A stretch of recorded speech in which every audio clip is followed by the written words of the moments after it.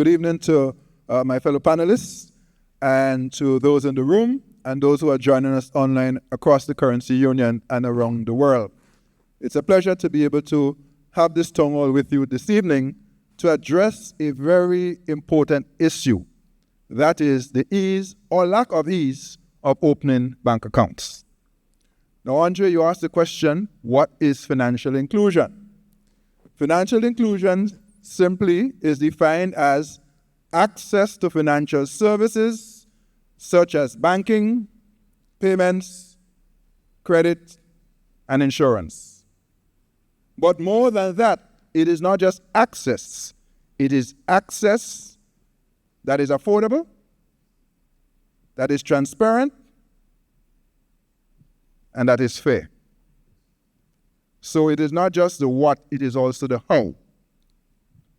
I'm going somewhere with this. At ECCB, we truly believe that the financial system should work for all except illicit actors. I want to repeat that. At the Eastern Caribbean Central Bank, we truly believe that the financial system ought to work for everyone except bad actors. And when I say bad actors, I'm referring to persons who may attempt to misuse the financial system for fraud, money laundering, terrorist financing, proliferation financing, and the like. So, bottom line for our central bank, we believe access for all except illicit actors. That's a fundamental premise for involvement in this area of financial inclusion. But what is driving the central bank on this matter? First, it's our mission. The mission of the ECCB is to advance the good of the people of our currency union through monetary and financial stability and growth and development. And I like to say it this way, to advance the good of the people of the currency union where they not only strive, but thrive and realize their God-given potential. So for us, we have identified payments modernization and financial inclusion as a strategic priority of our central bank. And that is why we are so focused on this. But there's more. You alluded to it in your opening.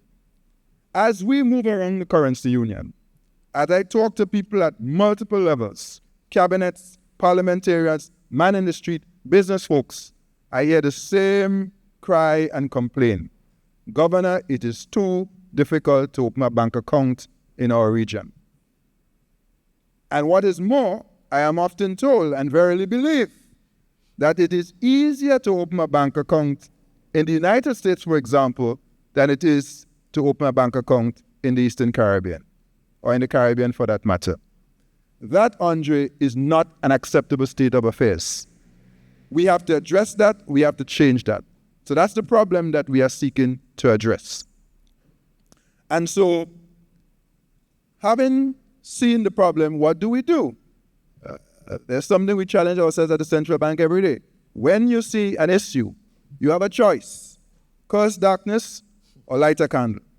And we always choose to light candles. So, what did we do? Having heard all of these cries and complaints, we approached the ECCU Bankers Association. President Rolf is here and he will speak shortly, and said, let us work together to address this problem facing real people, because it's a real problem. And that is how we came together and begun the work which you will hear about tonight of the ease of opening a bank account. And I'm not going to say too much because those who will come after me will lay it out in detail. But that is the premise for what we now call the basic bank account and what we prefer to style as the ECCU First Step Savings Account.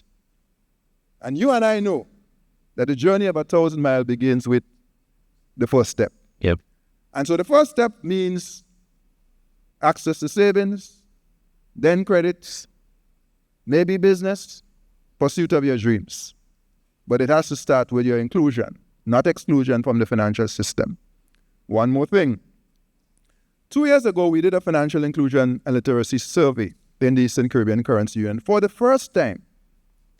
And very interesting findings, one of which was that about 86% of our citizens have some account, be it a bank account or credit union, but about 14% do not have.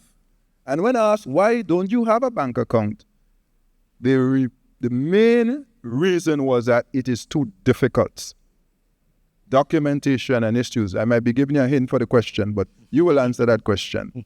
And so, to sum it up, we truly believe if our region has to grow, if it has to thrive, if we have to pursue a big push, which is double the size of our economy over the next decade, everybody has to be included in the financial system, except bad actors. And that is why we are here tonight. So I want to conclude by saying I'm grateful to the ECCU Bankers Association, my colleagues, and my colleague Levaya for the work they've done for the last year or two on this issue in partnership. And to say I'm looking forward to a very energizing and hopefully informative discussion.